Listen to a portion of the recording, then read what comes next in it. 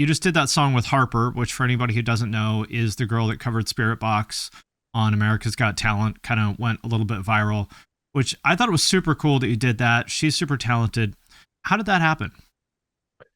Um, well, their team often looks for songwriters, and my guitar player Leo, he handles all the production and mixing and songwriting for Brand of Sacrifice, and he was approached and asked to do a song.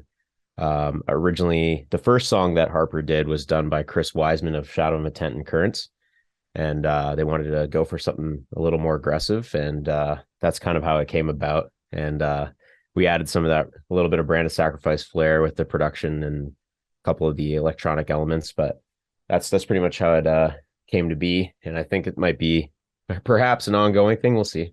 Okay. I mean, that's just super cool that, like talk about like the younger generation. What's she, like 12 or 13 now? Yeah, that's I think it's awesome, honestly. And it's really cool because it's in the mainstream, which Mm-hmm. is what we need more of.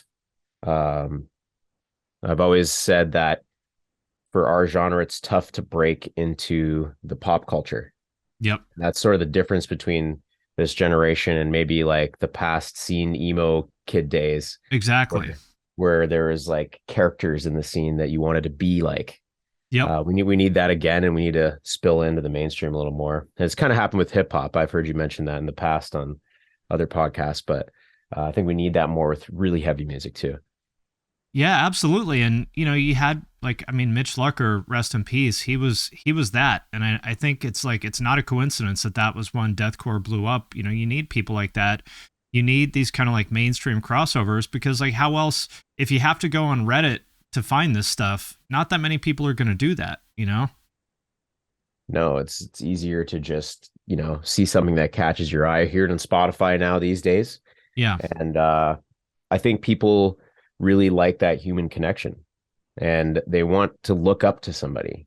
Mm-hmm. That the sort of the rock star age is back, maybe in the pop and hip hop world, the way people act and dress and portray themselves. Yep. Um, so I think we need to follow suit and sort of be characters that you'd want to select in a video game or something. Yeah, that's a great way to put it. I mean, look at new metal. They all look like they were out of Mortal Kombat or something, you Yeah. know? And if you're 12 years old, you're like, what the fuck is this? That looks awesome. They look like pro wrestlers or something. I think we need to end just wearing the regular band shirts on stage and the gym shorts. I think that's Yep. got to be retired for good.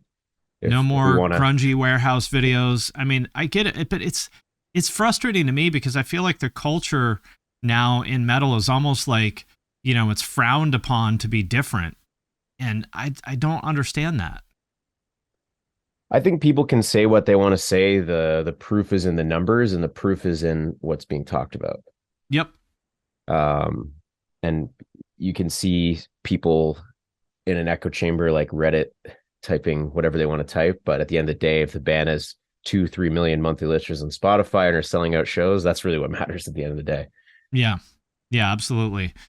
Yeah, and I think, to your point earlier, I think people want a story also. I mean, that's such a huge part of rap is, Yeah, their music is one thing, but like half the reason that you pay attention to a rapper is because of who they are and where they came from. You know what I mean? definitely. I think it goes back to the human connection. Yeah. Struggle is something that we can connect with. A lot of the story of hip hop is rags to riches. Yep. And I feel like in hardcore and metal, it's more about a community than it is an individual sometimes. Hmm. And I think we can sort of flip that narrative a little bit and have that connection somehow. I feel like you said, Mitch kind of had that with his presence and his the way he talked in interviews and acted, and he was charismatic. Super Uh, charismatic. Everyone loved him. I've never I, heard anybody say a bad thing about him in 15 years ever.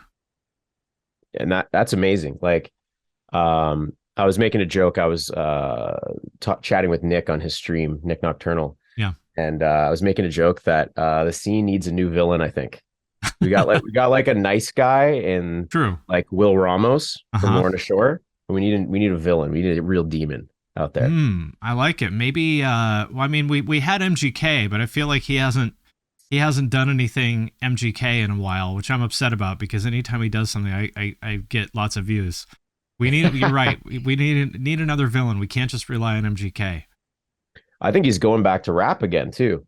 He did that freestyle calling Yeah, out what's his Jack name? Harlow. Jack Harlow. Yeah, it was Yeah, pretty good actually. yeah. I think he's a good rapper. I mean, I think he's, whatever. You can think what you want about his personality, but he's a good rapper. He is great tone, great bars. I can't Yeah, say anything against him. yeah. I mean, yeah. I think he's a talented guy. I just, he probably has some anger management issues. Maybe for his sake, it might be good for him to choose his words a little bit more carefully. But whatever. But that's also, but what the fuck do I know? I mean, that's the reason, part of the reason why he has 2 Billboard #1 albums, and I'm just some fucking guy recording a podcast. I mean, I think there's definitely some method to the madness, but you're probably right. There's probably some things that spill over the line a little bit that's related to anger, perhaps. But Yeah. Well, to your point though, I mean, if you look at rap, I mean, 2 people that come to mind, or one person really that comes to mind to me is like Playboy Cardi. Super influential, super larger than life. He looks wild, and Young Thug, same thing.